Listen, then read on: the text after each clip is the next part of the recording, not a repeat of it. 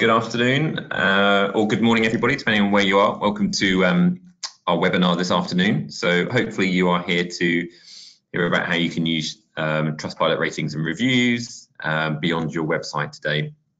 I will just introduce myself. My name's Alan. I'm one of the marketing directors here at Trustpilot. A little bit of background on me, my whole life story, but I've been at Trustpilot for about 2.5 years, and actually before Trustpilot, I was a customer for about 3 years in London at a property business called WHYPAY, and Trustpilot was one of the first things that I signed up when I joined the startup, and it was central really to how we built the brand, and even today the business still uses it heavily. So I've been on the other side of the fence as well. I'm joined by two learned guest speakers today who I'd love to introduce to you. One of them is Jeremy, who's the Director of Marketing at Zhou Nutrition. And then the other one is Kieran, who's the Managing Director at WHYPAY. Hello. Hey. Just seems like we're having some problems. Oh, sorry, we're just having a few problems here.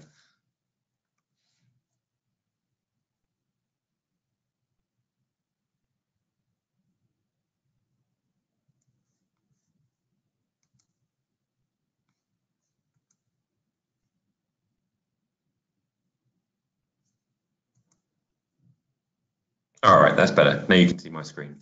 The only problem is I can't hear Jeremy and Kieran, but hopefully they're there. Okay. Okay, so I'll let Jeremy and Kieran introduce themselves in a minute. If you have any questions during the webinar, please, you hopefully can see this window. Please click on the questions tab, and we will answer all your questions at the end of the webinar as we get to the end of the presentation. Okay, so the agenda for today. So we're going to introduce you to our panel, as I've just said. Then I'm going to take you through some recent research that we've done into ratings and reviews, and that covers how consumers feel about reviews, how important reviews are to them in their buying journeys, based on some research that we've done this year.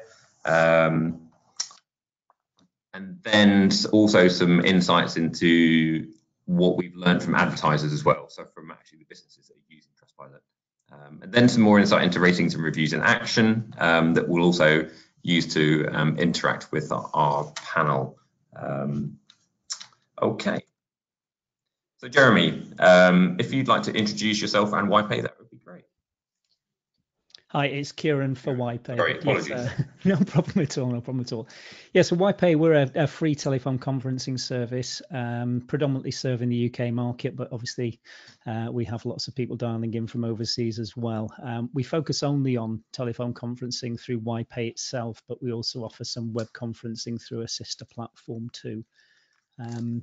Entirely free to join our service, to use the service, and all of the calls into the service are made on 03 numbers, which means in the UK they are included in bundled minutes from mobiles and landlines, effectively making the calls free as well. That's great, thank you, Kieran. Sorry, I couldn't actually hear you until that point, so the conversation now makes a lot more sense. But thank you. No I had a look at your website earlier, and it's a phenomenal concept, and I can see why it's so popular with your customers. Yes, we seem to be well liked amongst the user base for sure. Great stuff, thank you. And then here we can also see a few examples of some of your real estate where Trustpilot is featured, and we'll talk about those in a little bit more detail. Sure.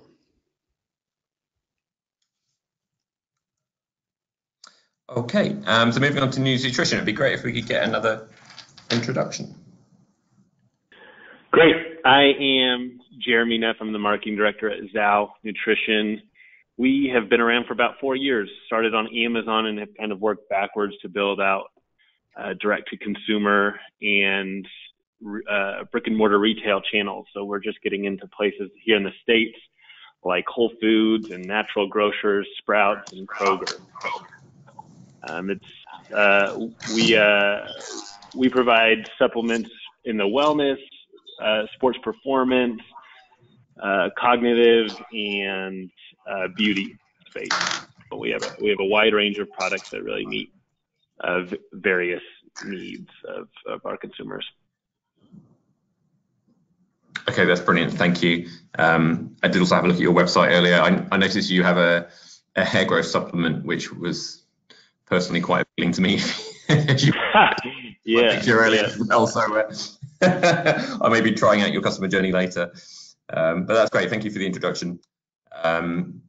And again, here we can see a few examples of your advertising and some examples of how you've actually been using the reviews within that as well, which is great. And again, we'll get into that in a bit more detail a little bit later on. But thank you for the introduction. Okay, so first, I'd like to just take you through a few of the top line insights that we've found in some of the research that we've done this year. These are based on two pieces of research that we did. The first one was very much looking into the importance of reviews, not just in above the line advertising as the title suggests here, but actually throughout the customer journey as well. And it really took the view of both what businesses are doing with reviews and how their importance is growing for businesses, but also more importantly, doing a really deep and significant survey of consumers and what effect reviews were having on them and how that is changing it. And for those of you that have been using reviews for a while, we know that it's an ever-changing world that we live in terms of the role of feedback. And then secondly, we took a more direct view at the impact of using Trustpilot in advertising as well. So it was a much more visual study of just the impact and the importance of the Trustpilot trustmark, both in the US and UK. And we actually did this in France as well. So if you're interested in the French market, we can share that and just show what the effect was of having Trustpilot and how much equity we built up in our market, if you like, as well. So it was a bit more of a direct, self-serving piece of research, but we think some of the insights are useful. Okay, so the consumer's perspective, most importantly of all. So certainly since I've been at Trustpilot, we've asked this question in a few different ways, and what we found is that consistently ratings and reviews are the most important source of information when people are buying, specifically buying online. They consistently rate higher than friends and family, higher than advertising, although people normally lie about the influence of advertising or don't realise what advertising does to them. But this research, more than any of the others that we'd run previously, shows just how important reviews have become, and how, I think most equally importantly, how willing consumers are to admit their importance.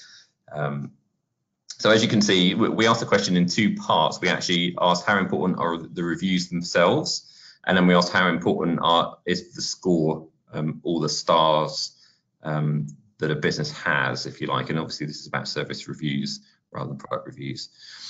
And the interesting thing I think here is that actually the content of the reviews ranked higher than the number of stars or the rating number that the company had. And I think that's a really important thing to remember when you're considering how to shape your review strategy, if you will.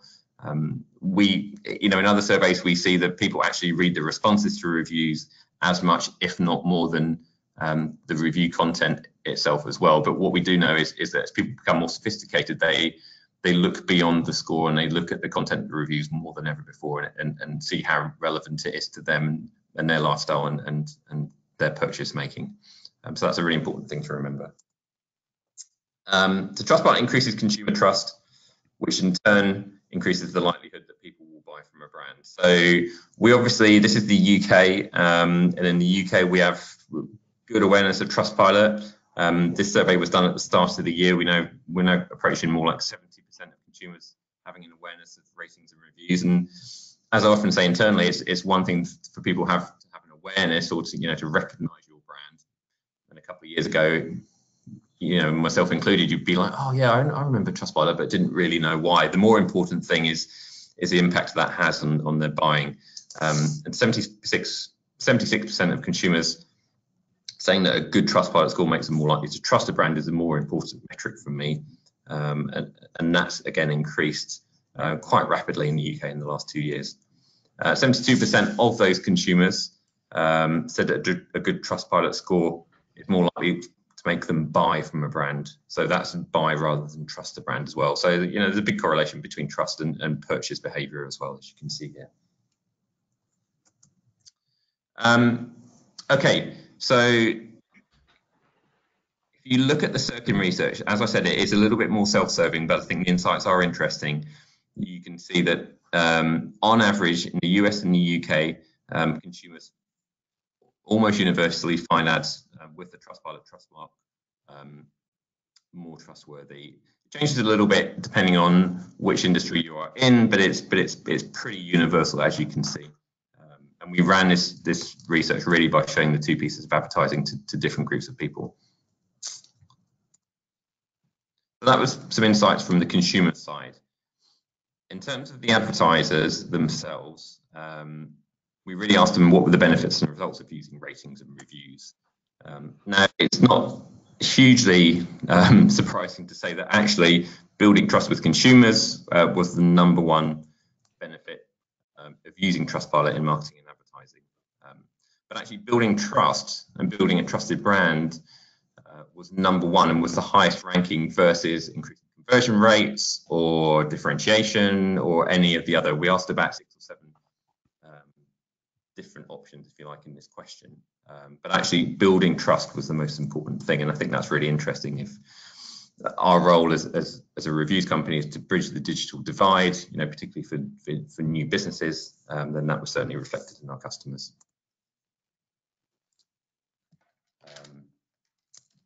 Okay, sorry, a few of you said that you can't hear me too well, so I'm just going to plug in the microphone. Once we get to asking the guys the questions, I will unplug it. Okay, hopefully you can hear me better now. Apologies for that. So creating a customer-friendly brand is also a massive benefit, and we saw that in the London research as well. So this is where I'd like to really put it forward to our guests and say, how have you seen reviews and ratings instill trust in your brand, and how do they compare to the other trust elements that you use? So we'll put that to Kieran first. Yeah, thanks. It's been absolutely imperative, and it's really changed the game for us. It's that significant. Seriously, we relaunched the website earlier this year, and that coincided with bringing Trustpilot on board. One of the big problems we faced as a provider of a completely free service was trust. There was a degree of cynicism about what we might be doing with people's data, or what the model was, or whether we would start to charge 3 months down the line. So, it became paramount for us to try and get over that barrier of getting people to trust the service. So we in conversation with a couple of people, we were suggested Trustpilot might be a route to get to explore, and we did. And we just found it to be absolutely fabulous in terms of the conversions that we've seen as a result of just having that the Trustpilot logo on the website and the star rating, and giving our customers an opportunity to feed back.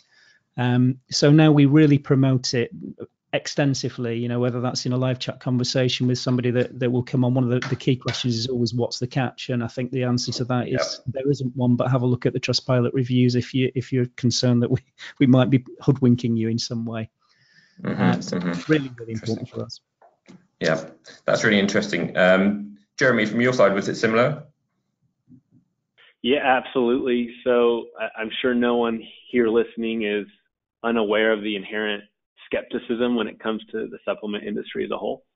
And as a brand, we actually manufacture the majority of our products. We have 2 labs full of scientists that are doing tests on raw ingredients, finished products, making sure they actually do what they say they do. And so it's really important for us to demonstrate that, right? And if we're just saying on our end, if a brand is just screaming that you should trust us, it's usually not the best approach. And so having this third-party validation,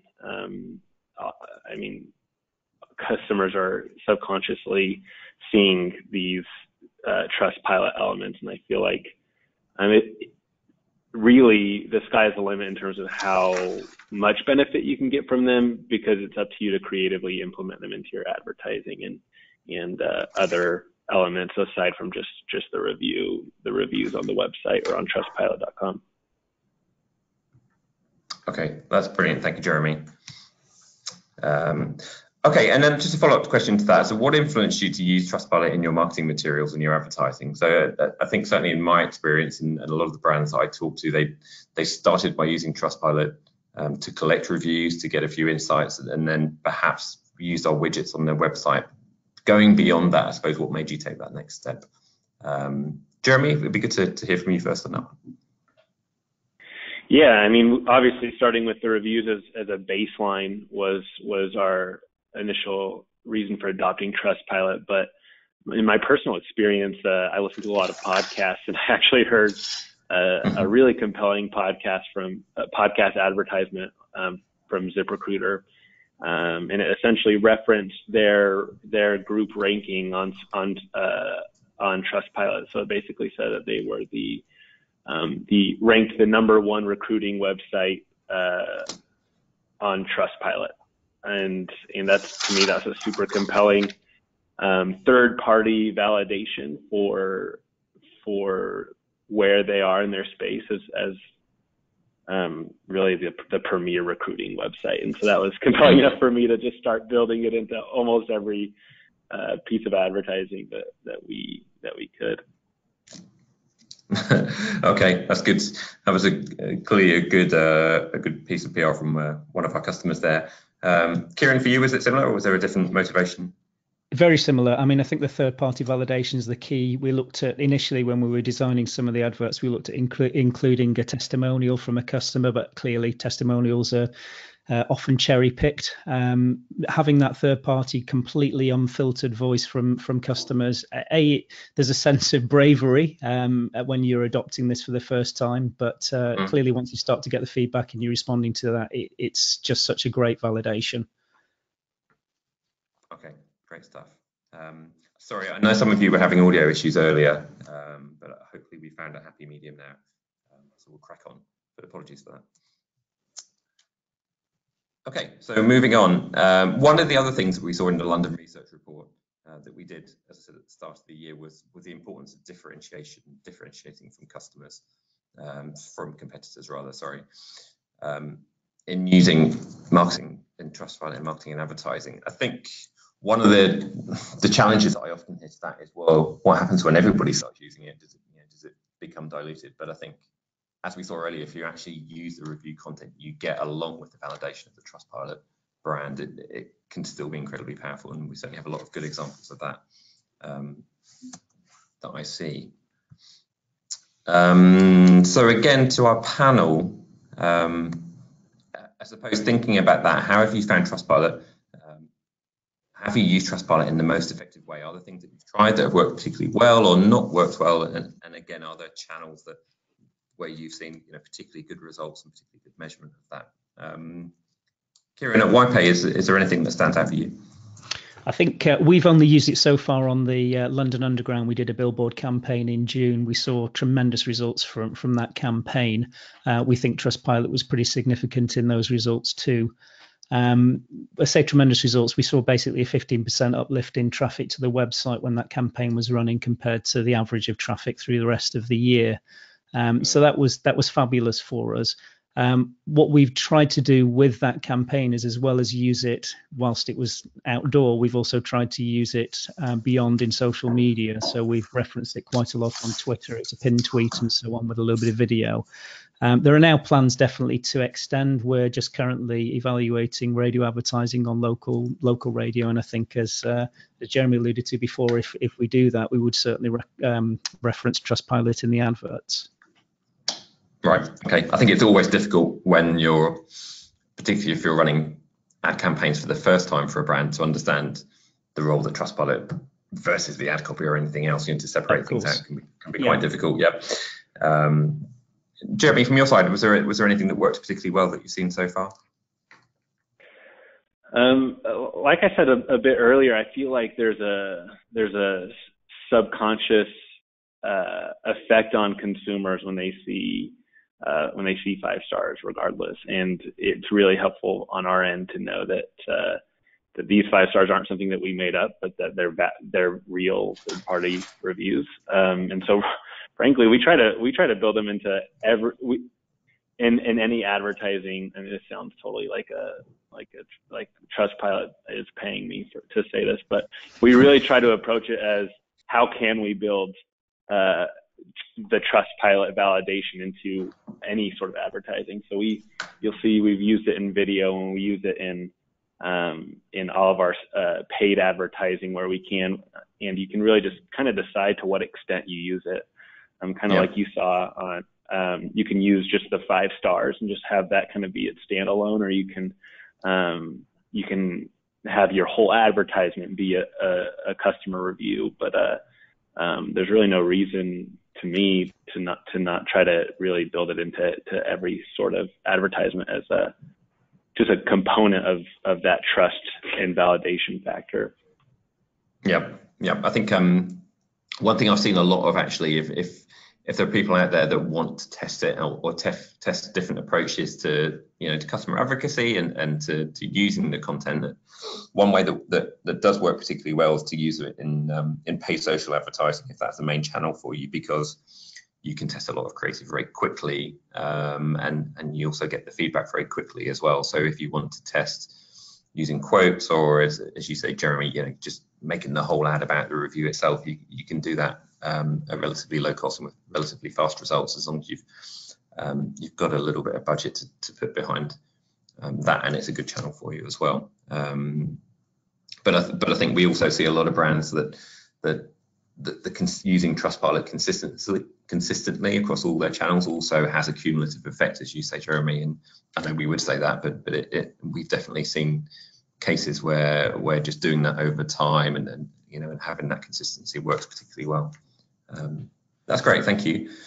Okay, moving on. So improving conversion, something obviously we talk about a lot. I think using Trustpilot on your website and at particular points throughout the journey that people take through your website, and using it in different ways is very important. But actually, we do also see that earlier in the customer journey, when people are deciding which business to buy from, for example, getting into their considerations set is, as you can see, also very important to people that have been using Trustpilot in their advertising. As a result, as you would expect, you do get an improved return on investment. So then to the panel, is there anything, and again, as I said earlier, it's not always easy to identify Trustpilot versus the growth in your business and various elements, product improvements, etc. But is there anything that really says to you in terms of hard metrics that using Trustpilot in your advertising has improved performance? Kieran, is there anything at WHYPAY that you've seen so far? I think it's, as you say, it's tricky sometimes to separate this out from some of the other activity, but we did this in tandem with launching the site.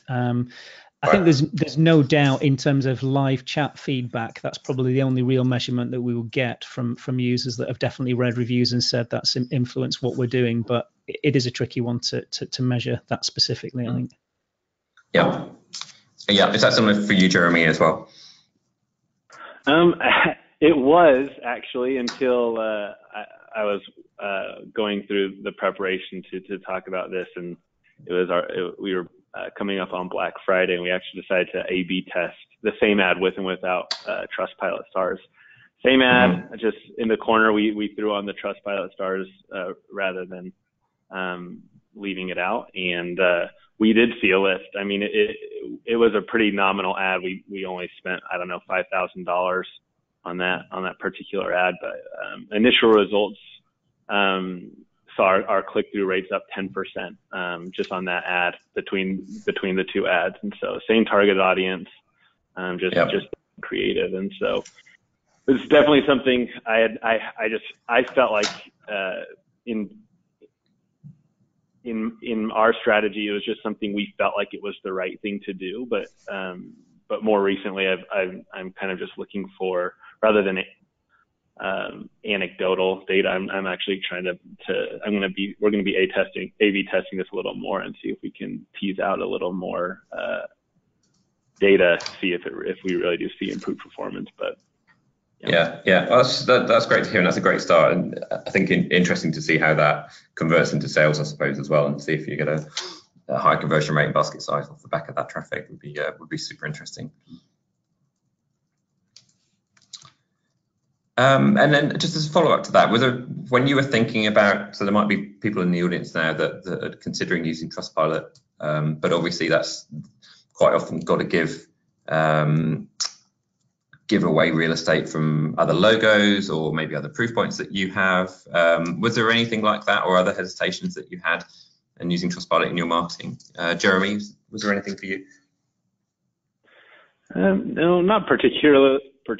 Obviously, there's like the design component and the worry there, but I frankly think it enhances our design in most aspects and forces us to be a little more creative. So there hasn't really been that on our end. Yeah, we recently went through a rebrand and updated our logo and the stars and everything else. And our founders, one of the things that meant it took quite a while was that our founder was desperate to know that there wasn't a single business that was going to stop using our logo or our stars because we were changing the look and the feel of it, and it was a huge concern to us. We've got tens of thousands of companies using our widgets that we were suddenly going to change. So I think we're very conscious here about making sure that the design is as universal as it can be without having some kind of personality to it. Yeah, okay, that's good to hear. Kieran, was there any concerns or hesitations from you or other stakeholders in your business? Not especially. I think that nervousness initially about inviting that very open feedback and that impacting on what we were doing, but that was very quickly overcome. And I think the right to reply to reviews and so on is very important, making sure that we're very swift to do that if there are any that are negative. Mercifully, we've had fairly few of those, but where we can reply, that's what we do quickly. I think I'd reiterate in terms of the branding and the way it fits in. Certainly with the rebrand, we've had no issue in getting that to work with various treatments on the site or in email or anywhere else. And we, as you would expect, use it extensively in email signatures and on the website pretty much everywhere. Okay, cool. That's good to hear.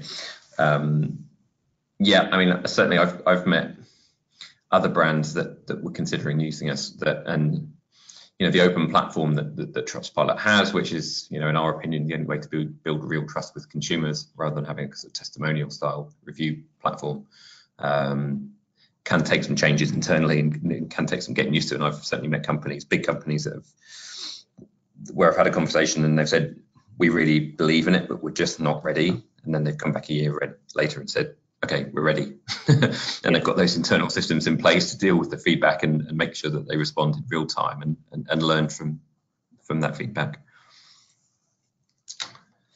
Okay, and then any tips, any trade secrets or recommendations for the audience in terms of using ratings and reviews?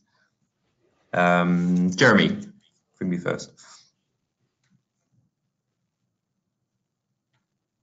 Yeah, I mean, frankly, it's kind of just summing up what I've talked about earlier is just for every piece of advertising that we approach, we really do consider how, if this is something we can build a component of our Trustpilot score to. But like as Kieran had alluded to, the trick and the hack, I guess, is to get good reviews and to be rated well and frankly to have a good product and good customer experience. And so really that's been, I mean, obviously a lot of people love the reviews, but we take our reviews very seriously, and we have changed many processes and product formulations and product packaging based on those reviews. And so that's something from our end we feel like we have to be willing to do if we are going to be really tying ourselves to our Trustpilot score. Yeah. Okay. Yeah, that makes sense. There are no shortcuts to that, and you're right. It's just being able to to have a good product and have good systems in place and then be willing to take that feedback. Kieran, any recommendations from your side? Yeah, I mean, I think that's absolutely right. I think the point that I made earlier about responding to every single review, we're really hot on that. Whether it's a quick thank you and showing some appreciation. In our case, it is really reinforcing that without those reviews, without that confidence from existing users, new users would remain very skeptical and cynical about what we're doing.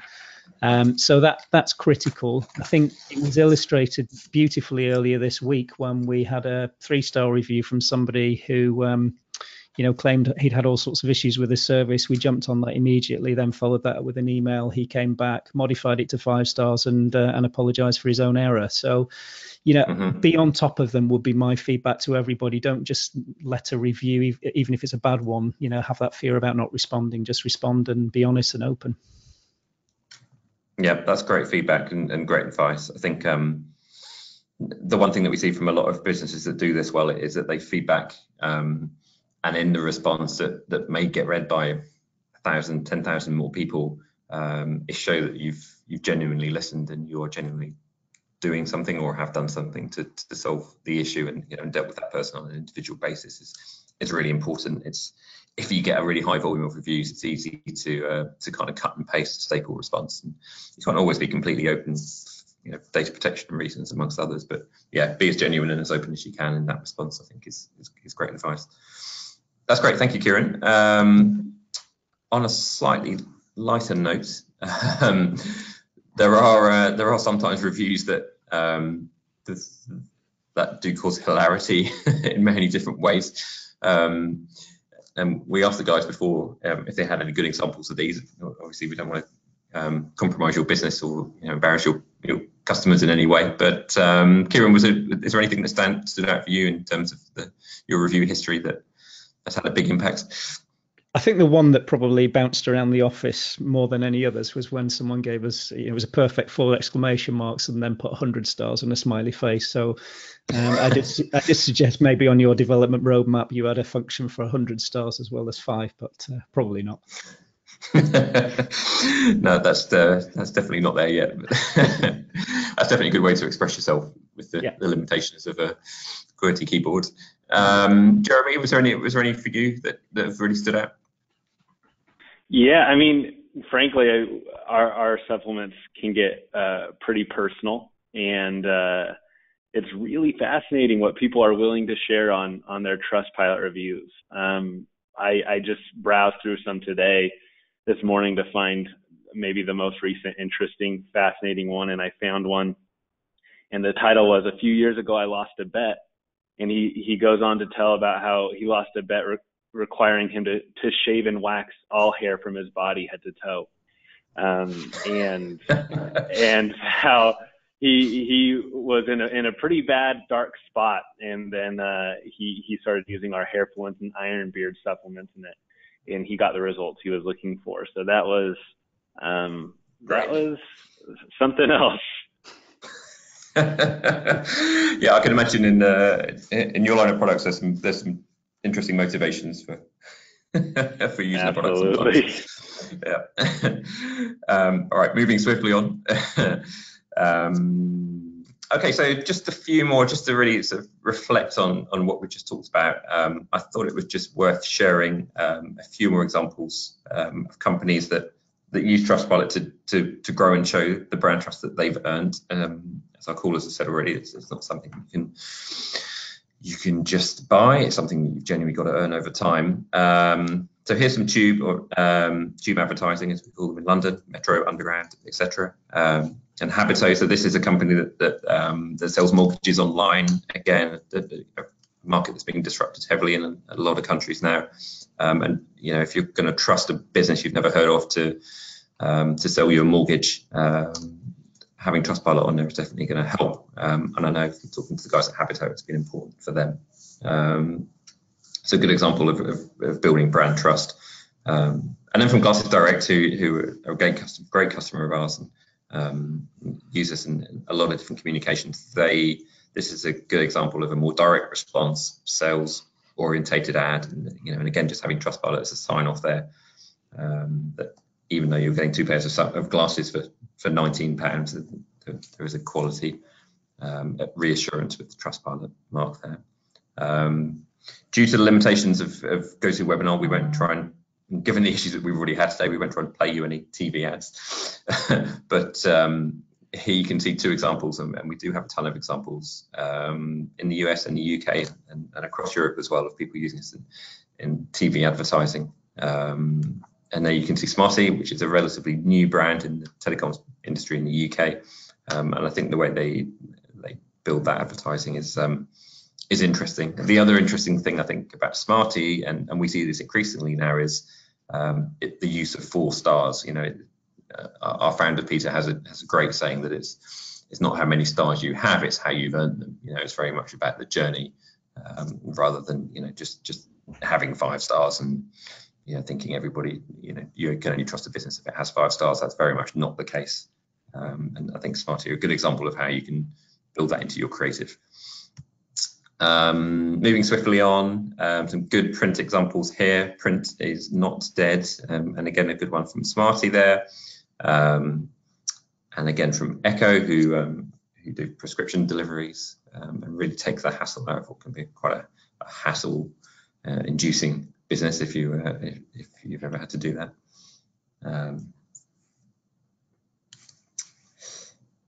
Yeah, and then buses as well. So there you can see good use of. Again, there's a bit more of direct response going on there in terms of trying to get people to get traffic to the website and use Trustpilot to underline that. In terms of display ads, so moving online, using the logo there just on its own with Megabus is really interesting. But again, as we said earlier, you can also start to build in the actual ad, the review content itself rather, to underline a very specific element of your service, or several in that case. Social media advertising, as I said earlier, this is certainly that I've seen some great examples, particularly in terms of A/B testing and working out what works best for you when you're starting to use review content. Some good examples there. Okay, so just 3 quick takeouts for you to remember before we get on to the questions. So customers, as we saw at the very beginning, consumers are very, very used to reviews and ratings. You can probably thank Amazon more than anyone else and Yelp in the US for that. But they all have 10 years of experience of doing this now. It is not a brand new thing, and they are looking for ratings and reviews of your business. It is very much part of the customer journey and a really important part, as we saw. So we have some pretty good empirical evidence that using Trustpilot and the Trustpilot brand, and hopefully you've heard that from Kieran and Jeremy as well today, is a great way to increase trust, if that's an important element of your marketing and advertising. And also, if you build that trust through multiple touch points throughout the customer journey, and again, we've got lots of good examples of it increasing conversion rates. But I would stress, test and learn, find as many ways as you can to find out what the best solution is for your business. We do have some excellent social media badges that are ready to use. These are growing all the time. We have some great ones using the new brand look and feel, the new really simple font style that we have, and you'll find these in your products. So please do make the most of them. And that's it for me. I'd like to thank Kieran and Jeremy for their input so far. That was really, really insightful. It's always much better when you can hear from customers that have had success rather than from ourselves. So thank you, and thank you for your time. We've just got a few questions here that, and I will have a quick look through them now and see if there's anything that's super relevant for either of you. Okay, the first one is from Alex. And he says, all the examples you've shown are for companies with 5 stars. Have studies been conducted examining the success of reviewing integration in marketing content for companies with 3 or 4 star ratings? And what strategies might you recommend for companies which fall into this category? Well, actually, I think we did see one example there, Smarty, wasn't it, that we're using 4 stars, and we have seen quite a few more now, people using 4-star ratings. As I'm a great advocate of it, I don't think we have anything, Alex, empirically that shows that. The one thing that we have asked very recently in quite a few different countries is which stars people trust the most and which stars people find the most useful in terms of ratings. And actually, in some markets, people actually found 1-star reviews more useful than 5-star reviews, because nobody expects a company to be perfect, and actually they were very interested in those reviews in terms of the responses that people gave them, and the, how companies dealt with them, and that actually showed, when it came down to it, how customer orientated companies were when things went wrong. Going back to advertising though, certainly we see more and more people using 4 stars, and I said we are very passionate about making sure that 5 stars is not seen as the be all and end all. So we'll definitely be pushing it, but I don't think we have anything empirical at the moment. Kieran and Jeremy, do you have any thoughts on that in terms of 4-star or 3-star ratings, if either of you were using it when you had slightly lower scores? I think your comment's really valid in terms of seeing more advertisements. I've certainly seen them on the television in the UK with 4 stars now appearing, which is good. I think we were fortunate enough that we kind of kicked off with 5 stars and have remained there. It's actually quite important. It's probably one of the most important metrics in our business is the score, and sometimes we do get a feeling that we're all a little bit too hung up on it. And I think the point you made earlier about being, responding to the 1 stars, people looking at the 1 stars and making sure there's a detailed explanation of what went wrong and how the company's gone on to fix it is very, very valid. I certainly do that with other businesses when I'm buying products. I will have a look at the 1 stars as well as the 5s. And I think that, I'd just add that nervousness, if it's entirely 5 stars, and I know this isn't the case with Trustpilot, but, that kind of suspicion about whether they're genuine as well may creep in if there are only 5-star reviews. Yeah, that can definitely be the case as well. And I think it's, we make sure that people understand that they need to invite all of their customers and make sure that they do get a genuine response, because it can soon be obvious if you don't, frankly. Okay, and then Jeremy, did you have any other thoughts on that in terms of 3-star or 4-star ratings and using that in your advertising? Yeah, I mean, we have 2 scores. We have our brand score essentially, which is the Zhou rating, and then we have scores by product. And so all of our scores aren't the same, and we do have a few, I think, that are in the low 4 range. And we have no problem advertising those, frankly.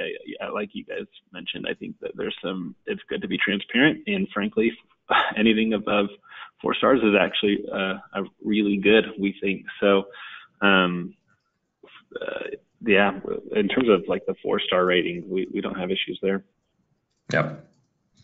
I suppose going back to Alex's question in terms of strategies, I would say if you've got a 3-star or a 4-star rating, you can also focus on the feedback that you get, and as we saw at the start there, people actually see the review content as more important, slightly more important than the rating itself. And as I said, people are getting more sophisticated about this now as well, so they look beyond the 5-star rating increasingly now. Alex did also say, before he shoots me for not saying this, Trustpilot itself is actually one of these companies, and that's very true. We have a 4-star rating that we're very proud of, although we do get a lot of reviews for other companies thinking that they should review us on our profile, which is slight confusion. But we have a 4-star rating, and we certainly shout about that in some of the activity that we do, and in our own channels as well, and listen to feedback and act on it. So we try and eat our own dog food, if that's the right phrase. A quick question from Letitia here, who says, we've looked at Trustpilot is well known in the US and UK, but what about other countries, for example, France? And I think whether you're a French company or whether you're a US, UK, or a European business in multiple markets, that we do genuinely say that one of the strengths of Trustpilot is our international footprint. There are a lot of local review businesses out there, but Trustpilot is globally known. In terms of examples, we do have some good examples of France. We do also have some research and insights that we can send you afterwards, Letitia. The Sirkin research that we showed earlier, that was also run in France, and from memory, I know that the results were in the high 70s in France. Sorry, my colleague has just got it up on the screen here for me. 77% of people in France agreed that where the logo was in the advertising, it was more trusted. So I was just translating the French in my head there. Apologies. Yeah, so it was 77%. So it was a little bit lower than the UK, but still 77%. So still reasonably compelling. But we'll send it to you. We'll send the actual report document in an email to you afterwards. So that was it. Just see if we've got any final questions. Okay, so this is from Shalini. Apologies if I pronounced that wrong. Any research or experience about the optimal number of reviews required to establish credibility? So that's an interesting thing for our panel. I know, Kieran, you've got over 400 reviews now. Was there a point when you thought, right, we've got enough to shout about this? Yeah, I think it is a good question. We probably got to about 30 or 40 before we started putting them onto the website. I think you need a reasonable number, but what was very compelling for us as well, and I actually was a little skeptical about this when I was speaking to Trustpilot at the point that we took on the service. I was told that the impact on SEO will be significant. We built our businesses, not just this one, but a lot of other businesses on SEO, and what's been really critical in our success, because it's very fiercely competitive, the keyword searches around telephone conferencing, probably in the States as well as in the UK, is the impact it did have. It was very significant. And I think that is around, I think that kicks in from memory around 100 reviews when Google starts to take that more seriously in terms of how it ranks you in the search engine results. So those two numbers are the ones I'd feed back, 30 to 40 before we popped it on the front page of the website, and 100 start to impact on SEO. Yeah. Okay, that's interesting. And Jeremy, was there a similar point for you? Yeah, I mean, we're the same on a brand level. On a product level, honestly, we'll just put any reviews we get. So we have a lot of newer products that only have 1 to 2 reviews, and that's fine with us because it'll grow. But on a brand level, I would say you'd probably want at least 20 to 30 to get started. Yeah. There was a follow-up question to that in terms of which we've kind of answered, is there a minimum number of reviews that consumers look for? I don't think we specifically asked that question, and it probably depends on the vertical and the business that you're in. We do it with B2B businesses where they only have a handful of reviews, but the reviews tend to be much longer and much more detailed. The relationship with their customers is much deeper than if you're in a fast fashion business with thousands of orders every day. So it does really depend. Yeah, I will say it's really easy to get reviews if you have clients or customers. So Trustpilot has tools that makes it pretty simple and even automated in some cases. And so if you have customers, getting to 20, 30 reviews shouldn't be too much of a challenge with their tools. And I think the other thing I'd add to that is not to be afraid to ask. Think carefully about how you do ask for those reviews. But as we mentioned there are tools to do that. We do this at the point that the customer's saving on a conference call exceeds a certain amount, and then we'll drop an email which invites them to review on Trustpilot. So just think about how you handle who you're asking, not in the sense that you only want to ask the customers that will give you good reviews, but maybe the customers that have had some reasonable business or interaction with your business. Yeah, that's a good point. It's when you ask in the customer journey can make all the difference in terms of the number of responses and making sure they've had a good experience of your product, your service. Okay, that's great. Thank you very much. Just one technical question and then we'll wrap it up. Somebody asked about the marketing assets that I showed there and asked if I could just go back to them and see here. They are, if you want to find those in the back end of the product. Somebody in product will kill me for using the wrong words here. But if you go to your dashboard, you will see a tab on the left-hand side that says Marketing Assets. And then within that, there is another button on the right-hand side that says Marketing Templates. And that's a download template. I used to be much more used to using this, but I don't use the product as much as I used to, if I'm honest. But yeah, that's where you'll find them. And there's tons and tons of social media examples in there that you can download as well. All right, thank you guys. We're out of time now, but that was genuinely fascinating for me and hopefully for the audience as well. I do apologise again if the sound was a little bit off at the start, but hopefully we got there in the end.